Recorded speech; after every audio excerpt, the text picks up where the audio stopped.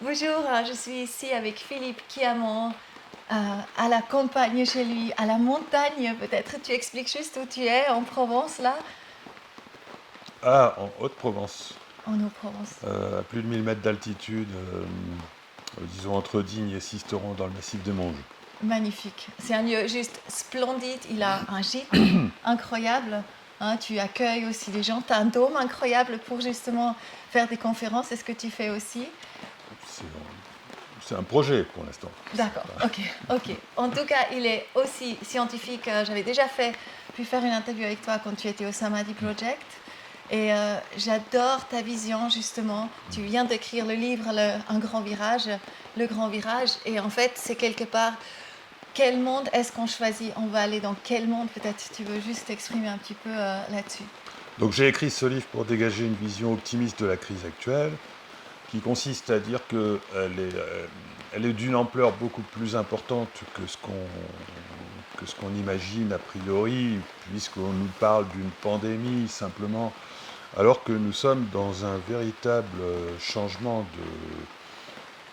de civilisation qui correspond à un changement de paradigme qui est absolument exceptionnel, puisque nous avons traversé 400 ans d'histoire de l'humanité avec une vision matérialiste, mécaniste des choses, et que nous passons progressivement depuis à peu près entre 40 et 70 ans, et surtout dans les 10 dernières années, dans un nouveau paradigme où l'humain retrouve la véritable nature de la réalité, la véritable nature de sa réalité, la véritable nature de l'humain, et retrouve notamment la compréhension de l'existence de l'âme et de tout ce que ça implique. Et donc il est question de passer d'un monde où normalement nous avions un futur euh, Artificiel.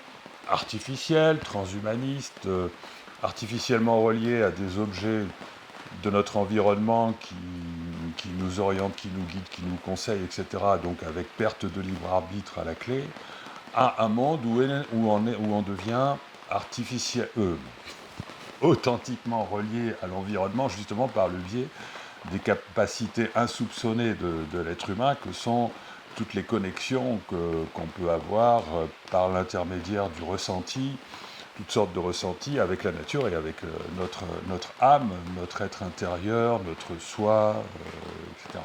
Donc c'est Voilà. tout ça à se réapproprier en ce moment. Voilà, et c'est parce qu'il y a une accélération de cette prise de conscience que, à mon sens, notre futur collectif de l'humanité a changé et que ce changement s'est traduit par un coup d'arrêt porté à, à l'économie, à la finance, à tout ce qui, etc. Et c'est traduit par l'arrivée d'un virus qui nous a amené la démonstration du fait que tout ce qui nous emmène dans le sens du transhumanisme est quelque chose de fondamentalement faillible, puisque ce ne sont que des erreurs et des défaillances qui veulent nous conduire depuis l'après-confinement vers cette société où l'homme est considéré comme une machine biologique qu'il faut absolument vacciner, tracer, Contrôler. contrôler, etc. Et donc tout cela est assorti de défaillances à répétition, de décisions absolument hallucinantes qui relèvent qui relèvent du dogme vaccinal, dans des circonstances où en plus il n'est pas crédible ce dogme. Enfin bon, donc bon, euh, on voit bien qu'il y a. En fait, moi j'interprète cela comme une résistance d'un ancien futur qui est en train de disparaître.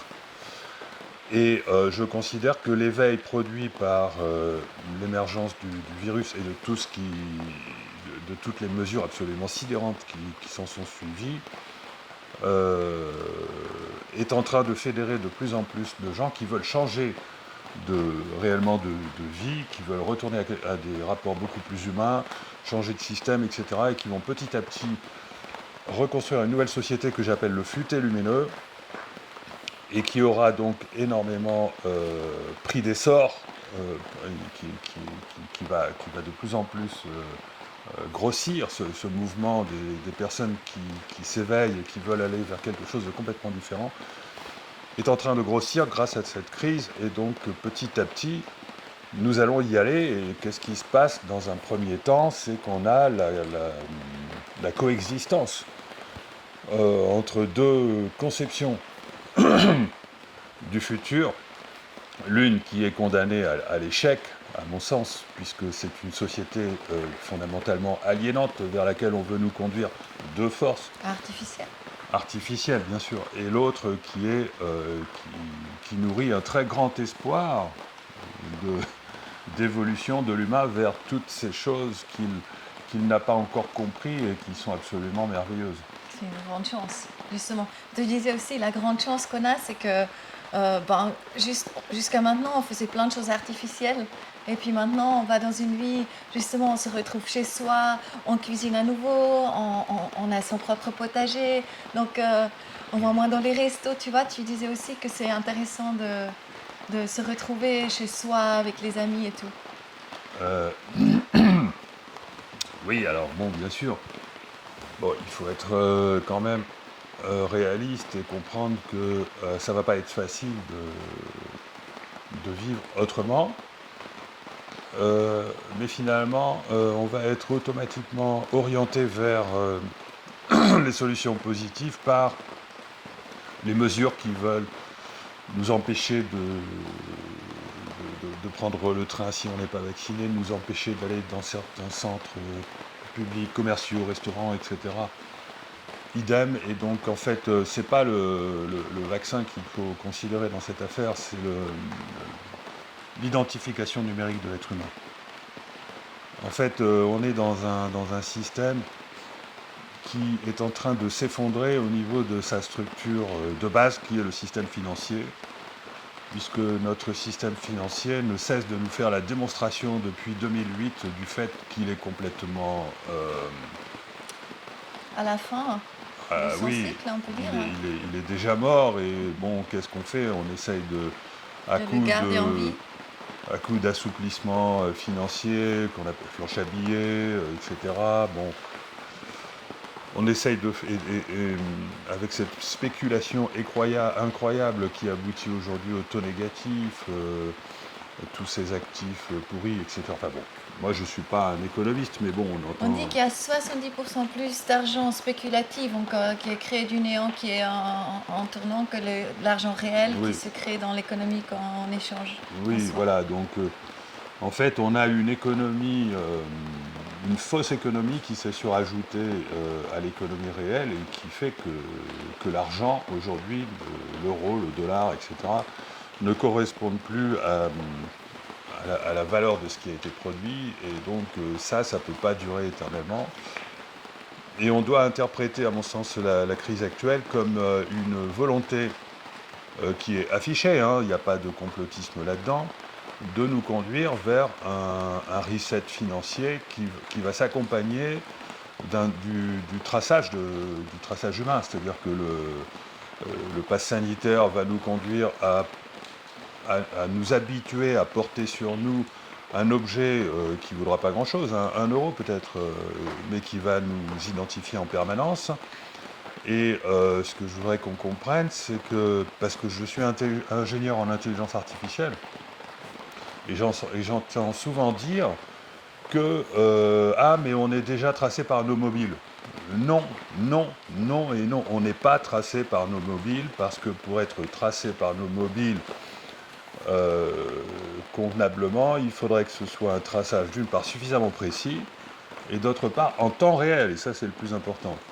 Parce que le traçage temps réel permet de passer dans un autre univers, alors que le traçage tel qu'il est fait actuel, qui consiste éventuellement à mémoriser nos déplacements GPS, d'abord on n'est pas obligé d'emporter notre mobile, ensuite c'est beaucoup trop imprécis, ensuite c'est mémorisé, aucun calculateur ne peut traiter une telle masse d'informations et en faire quoi que ce soit d'intéressant. Par contre, si on passe à un traçage temps réel et précis tel qu'il va être permis par la 5G et les objets connectés, à ce moment-là, on va pouvoir réaliser une véritable surveillance, contrôle, temps réel. Et d'ailleurs, on va aussi payer avec notre traceur numérique. Et on sera obligé d'ailleurs de payer avec notre traceur numérique parce que ça va être beaucoup plus simple que les systèmes actuels. Imaginez que vous êtes dans un supermarché avec un caddie, votre caddie avec tout ce que vous avez acheté passe devant une borne, tout ça c'est automatiquement répertorié. Si vous n'avez pas sur vous un traceur numérique qui vous permet de payer dans la même seconde, ça va être compliqué. Et donc ça va s'imposer naturellement comme étant une solution de facilité, évidemment, que tout le monde doit accepter. Bon. On va vers ça, et on va vers aussi un monde où cet objet connecté qu'on va porter en permanence, du fait qu'on se sera habitué à porter sur nous une identité numérique à cause du contrôle sanitaire, Mais comment on le porte en soi? qu'on le porte sur soi. Enfin, est-ce qu'on porte la bague, le bracelet, euh, ou un objet Ou le qu'on vaccin met dans la aussi, poche. Non, je à je l'intérieur? parle du tracé en numérique. D'accord, ça n'a rien à voir avec qu'on soit tracé justement par rapport à notre vaccin ou ce qui est Le, injecté à l'intérieur de nous. le grand marché des objets connectés, qui peine aujourd'hui encore à démarrer, nous emmène vers un monde où on va être tracé numériquement à l'aide d'objets qu'on porte sur soi. D'accord, D'accord. Ça peut être nos vêtements, ça peut carrément. être un bracelet, ça Voilà, peut être tout une bague, sera ça peut être une connecté à... montre, ouais. ça peut être sur les lunettes. Et puis, pour des raisons de sécurité, ça finira par quelque chose qui se trouve sous la peau ou même dans le cerveau. Mais ça, c'est pas encore maintenant, hein. C'est D'accord. peut-être à l'horizon 2030, entre 2025 et 2030. Mais disons que dans un premier temps, Mais on- comment c'est identifié, pardon hein, Philippe, mais comment c'est identifié avec nous quand tu portes tes lunettes et comment on sait que c'est nous? alors bon, là, aujourd'hui, on sait parfaitement développer des objets qui valent rien, hein, et qui nous permettent de nous tracer, d'être détectés, de nous identifier. Quand, par exemple, on ouvre automatiquement sa voiture avec une clé numérique, Ouais. bon, ben, on ne touche pas à sa voiture. Et la voiture, elle se ferme automatiquement lorsqu'on est à 10 mètres. Bon, on sait parfaitement. Et avec la 5G, les objets connectés, ça va être encore plus facile parce que la 5G, elle va, comme la 4G, détecter la présence d'un objet connecté à distance et elle va zoomer dessus pour aller lire l'information et donc le code qui vous identifie, qui se trouve sur votre clé et qui va donner accès à un segment sur un cloud qui va regarder si vous avez les autorisations pour être là, etc. Et qui va regarder si vous avez l'argent sur votre compte bancaire. Enfin, bon, c'est-à-dire que vous allez vous-même donner l'autorisation à votre banque et à des prestataires de services d'avoir accès à vos données pour savoir si vous pouvez recevoir le service correspondant à ce que vous êtes en train de faire. D'accord. Ça, on va vers ce monde-là et les gens vont naturellement l'accepter parce que ça va rendre tellement de services que ça va paraître évident. Le problème, c'est Pas que tout le monde va l'accepter, non?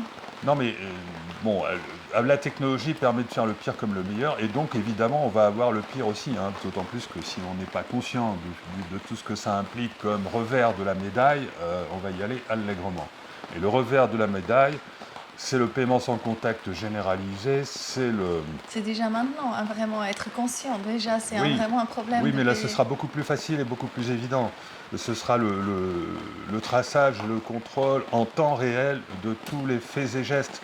Moi, je sais développer des technologies qui permettent de déterminer le comportement d'un individu à l'aide d'un traceur numérique. Donc savoir avec qui vous êtes, qu'est-ce que vous êtes en train de faire, si vous êtes en train de faire du sport, de discuter avec quelqu'un, si vous êtes en train de faire l'amour, si vous êtes en train de faire la cuisine, si vous êtes en train de faire enfin n'importe quoi.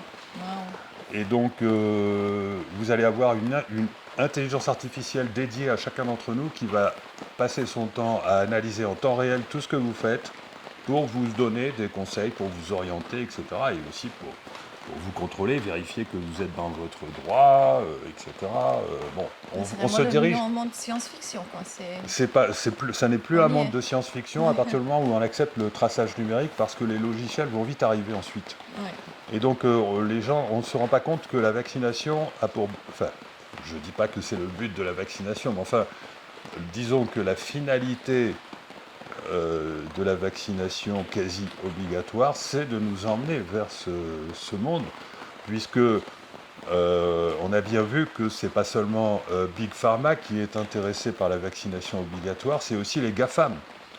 Hein, Bill Gates, Mark Zuckerberg, etc., sont complètement dans cette politique sanitaire. On se demande pourquoi, alors que ce sont des informaticiens. Ben, la réponse, c'est tout simplement qu'ils ont compris que la vaccination est un passage obligatoire pour obliger les gens à porter sur eux en permanence un traceur numérique. Parce que le grand marché des objets connectés, pour fonctionner, a besoin que nous ayons en permanence un traceur numérique. Sinon, ça ne marche pas. Et le troisième, il y a 3 grandes puissances financières qui sont intéressées par la vaccination obligatoire pour cette raison. Donc, ce n'est pas seulement Big Pharma, c'est les Big Tech, les GAFAM, et c'est aussi la haute finance qui a besoin de ça pour résoudre le problème de la monnaie, puisque l'euro et le dollar sont condamnés à devoir perdre de leur valeur, parce que c'est pas remboursable, hein, les crédits sont pas remboursables, et ça ne sera possible qu'à partir du moment où on va passer à à une monnaie numérique contrôlée par des banques centrales. Et cette monnaie numérique sera complètement différente de la monnaie actuelle dans la mesure où elle va fonctionner avec notre traceur numérique et elle va consister non plus à avoir un compte bancaire dans une banque X ou Y, mais à avoir directement un segment sur un cloud de la banque centrale qui va gérer non seulement notre compte bancaire, mais toutes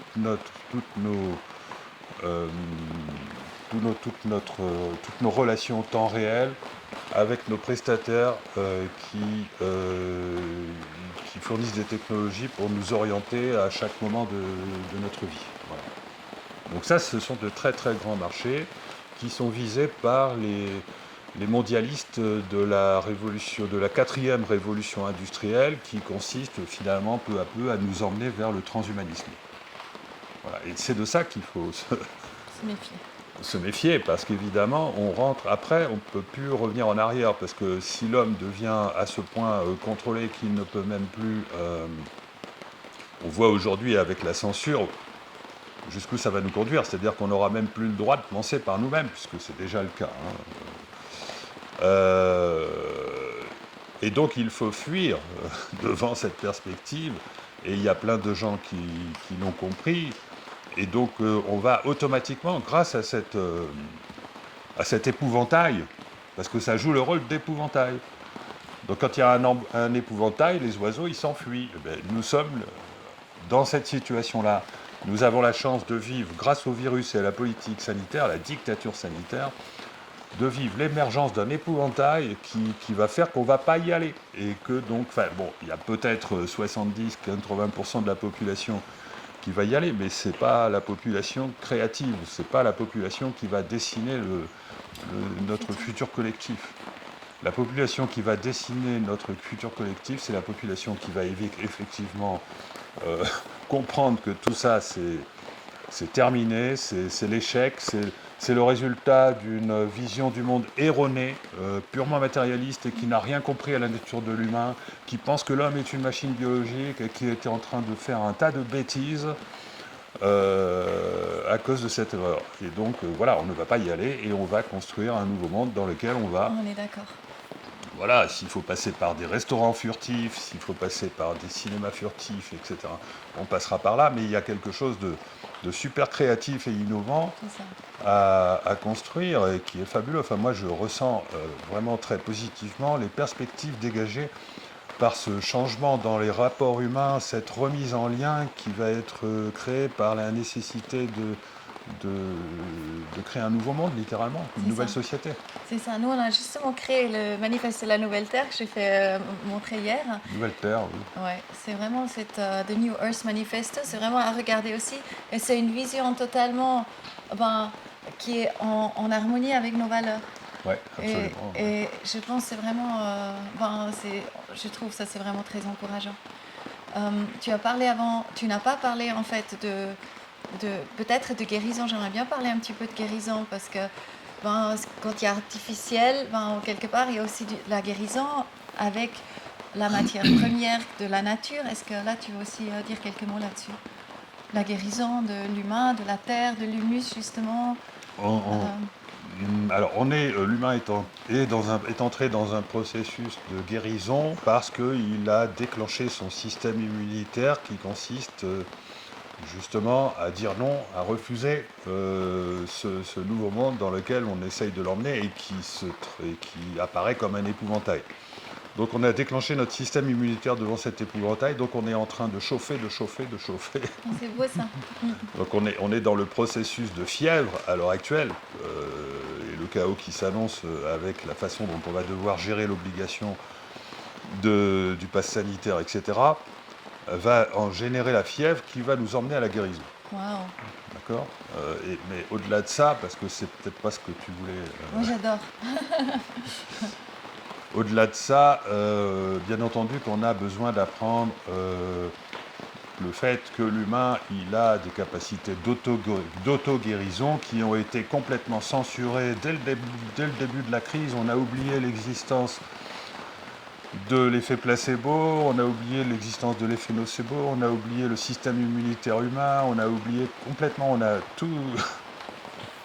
toutes nos facultés d'auto-guérison de l'humain ont été censurées de manière absolument incroyable, inimaginable. Et On l'a délégué aussi. comment On l'a 100% délégué quelque part. on On est plus responsable, on se a- considère plus responsable, mais on délègue, c'est les autres qui doivent me soigner avec des choses de nouveau Voilà, c'est un artificielles. peu comme si l'humain était... on invitait l'humain à perdre la propriété de son propre corps. Ouais. Hein. Alors moi, je ne suis pas du tout anti-vaccin, je suis pour le vaccin utilisé dans certaines circonstances pour une certaine catégorie de la population de manière relativement ponctuelle dans le temps et dans l'espace, utilisé intelligemment, etc., mais sans que ça génère cet épouvantail. Donc bon, je me suis fait vacciner comme tout le monde contre je sais plus quoi, la polio, etc. Bon, enfin, je ne suis absolument pas contre la vaccination. La vaccination, dans son principe, elle est même quasiment naturelle, puisqu'il s'agit d'injecter le mal pour finalement susciter le système immunitaire et la guérison. Donc c'est même pas quelque chose qu'on devrait craindre. Par contre, effectivement, le fait qu'on passe à une obligation et qu'en plus on n'est même plus sur un vaccin mais sur une injection expérimentale, obligatoire, là, tous les voyants sont au rouge. Et à partir du moment où on a compris que l'objectif sous-jacent n'est pas de guérir l'être humain, puisqu'on voit bien que malgré que le vaccin soit inefficace ou très peu efficace, on veut déjà interdire, on veut malgré tout nous imposer le pass sanitaire. Donc ça fait apparaître clairement l'objectif qui est le pass, qui est attendu par les GAFAM et la haute finance. Et donc on a occulté, soit dit en passant, les facultés d'auto-guérison de l'être humain. Et comme on les a occultées de force, hein, effet boomerang, qu'est-ce qui va se passer dans les années qui vont venir? Eh ben, toutes les médecines alternatives qui justement ont une approche holistique de l'être humain qui va dans le sens des processus d'auto-guérison vont être boostées. Les gens ne vont plus avoir confiance dans la médecine allopathique, enfin, encore un peu bien sûr, mais parce qu'on nous aura tellement menti sur sur le Covid que voilà, cette perte de confiance dans le Big Pharma va se traduire par une ruée vers, et ça va générer vers les médecines Naturel. naturelles, on va continuer les médecines allopathiques, on va continuer la chirurgie, on ne va pas censurer les médicaments, il y a des médicaments qui sont très bien. Et donc on va fonctionner avec les deux de manière intelligente, de manière C'est ça. complémentaire. C'est ça. Et donc on va découvrir, et les chercheurs vont y aller, on va découvrir les facultés d'auto-guérison de l'être humain. Mais il y a aussi un tas de choses qui ont été censurées depuis des décennies et qui concernent tous les phénomènes inexpliqués et tous les pouvoirs inexpliqués de la conscience. Et ça, c'est mon... euh,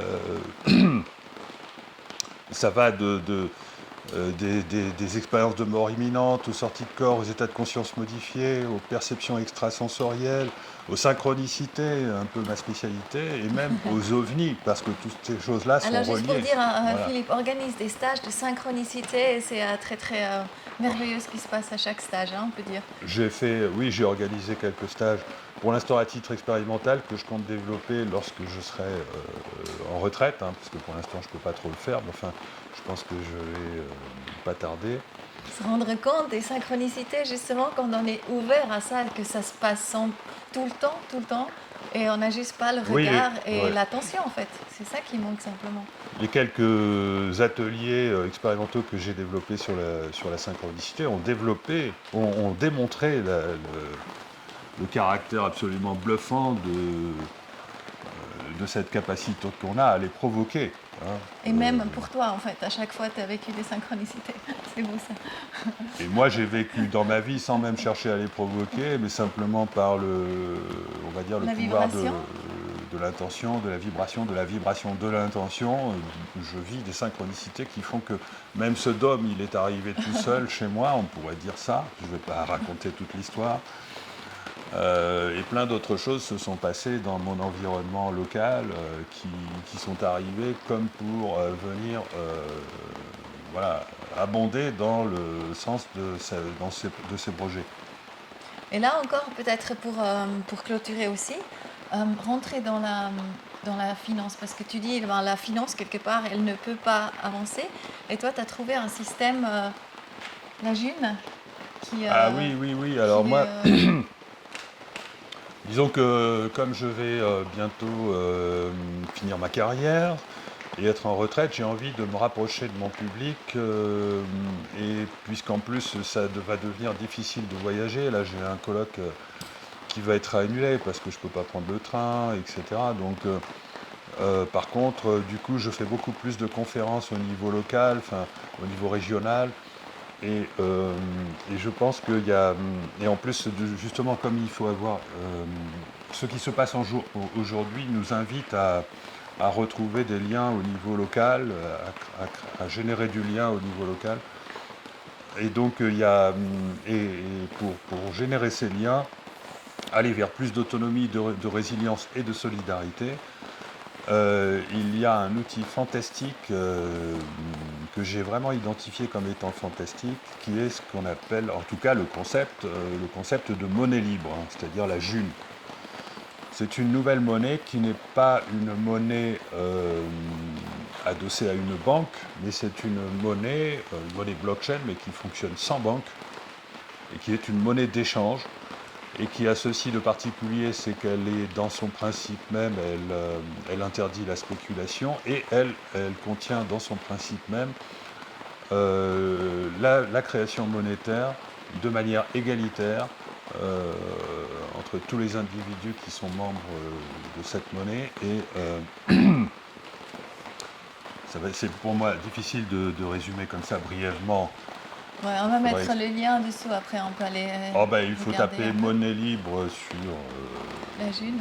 Sur internet et puis on va il m'a montré hier, donc tout est totalement transparent, tous les échanges sont transparents. Tu as vendu plusieurs livres déjà avec la June. Oui, alors ce qui est intéressant là-dedans, c'est que c'est une monnaie fondamentalement éthique. Et c'est une monnaie qui vraiment va permettre de mettre en lien chaque individu avec toutes les personnes qui, plus ou moins localement, peuvent lui lui apporter tous les biens et services dont il a besoin pour vivre, peut-être pas tous, mais au moins 50%. Et donc c'est une monnaie qui va nous permettre de retrouver une autonomie absolument indispensable face à la menace d'effondrement financier qui est toujours là.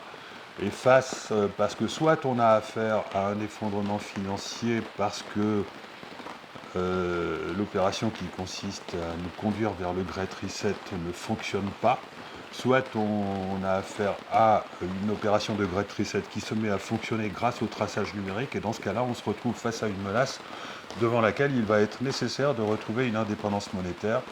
Et donc la monnaie libre est, à mon sens, la meilleure des solutions, et je ne vais pas tarder à faire des conférences à ce sujet.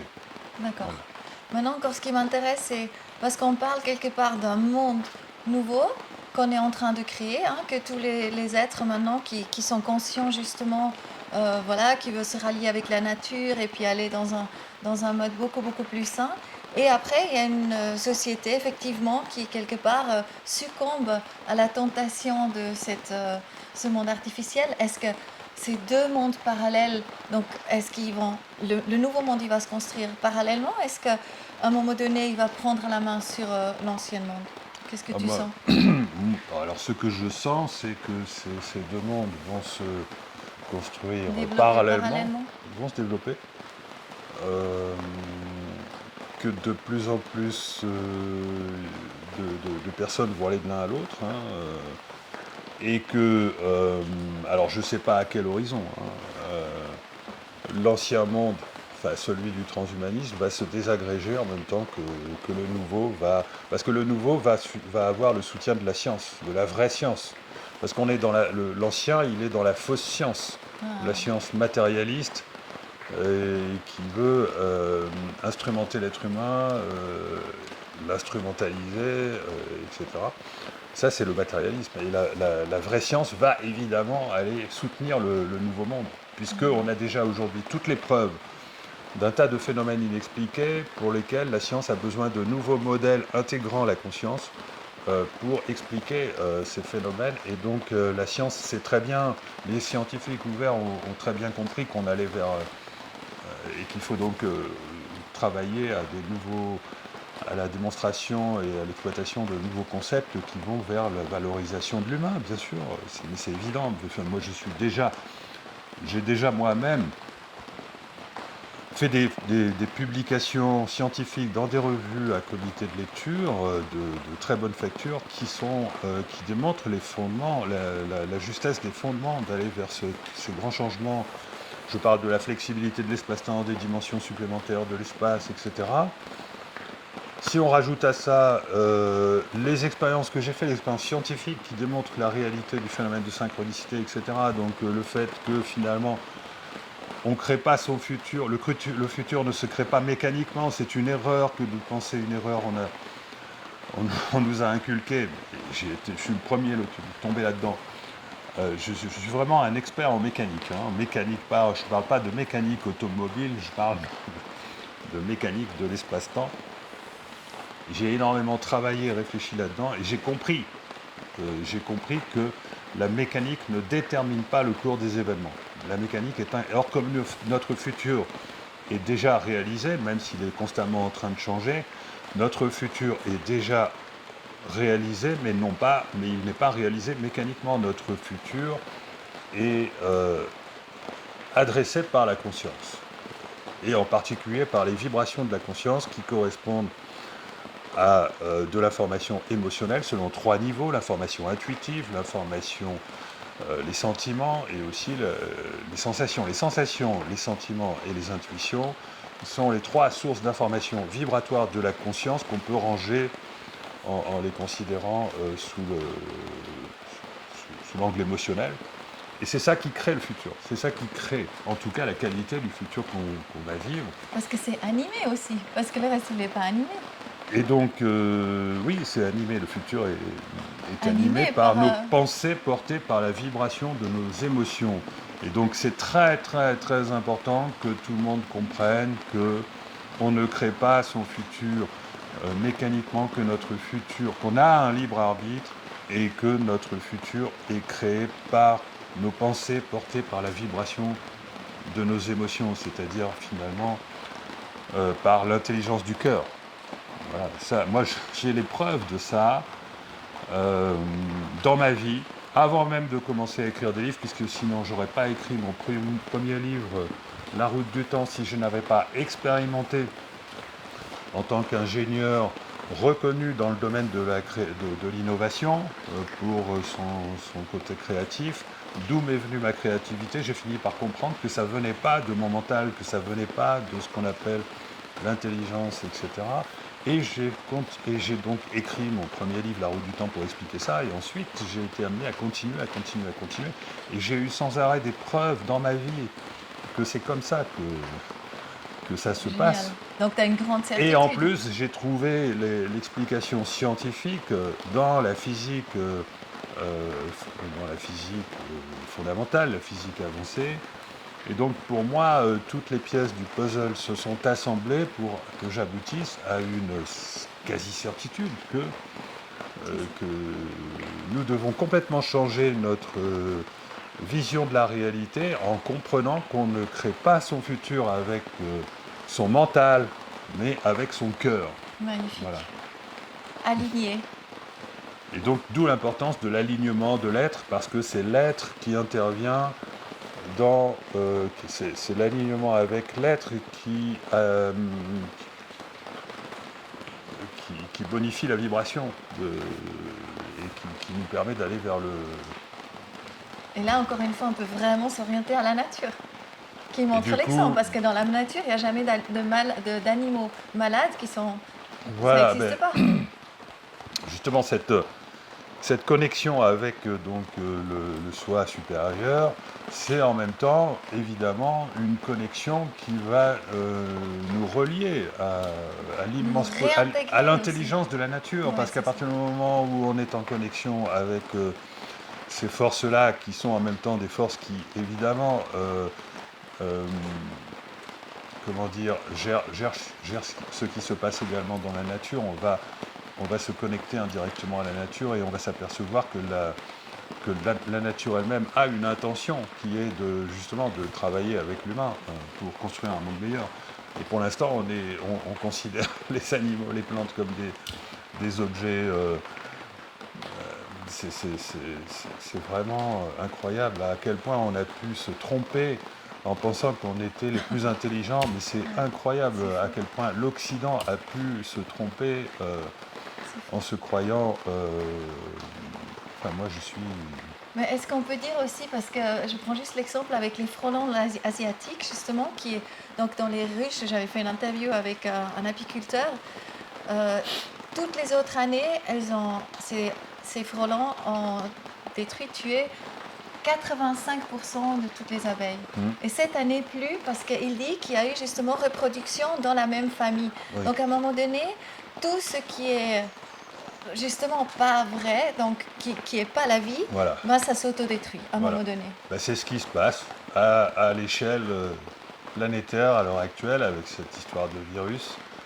C'est-à-dire qu'on est en train de subir à un point inimaginable les conséquences d'une très grave erreur et tout ça va automatiquement retomber comme un soufflet et alors du coup Aboutir quelque chose de très très aboutir beau. à quelque chose de très beau forcément. Oui. Voilà, Oui. Ah ben ça me va. c'est logique. Merci Philippe. Est-ce que tu veux encore partager quelque chose? Ah, j'ai pas... Non, En tout cas, c'est très très riche. Je te remercie de tout cœur pour Merci le à temps toi. que tu m'as offert là. Magnifique. Ouais, merci.